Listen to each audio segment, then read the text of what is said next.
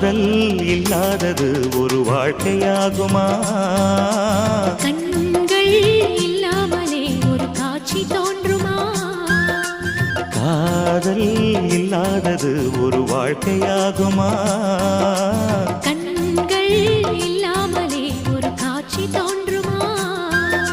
பெண்ணை தொடாதது ஒரு பெருமையாகுமா? முத்தம் சிந்தாமலே அது முழுமையாகுமா? முழுமையாகுமா? காதல் இல்லாதது ஒரு வாழ்க்கையாகுமா?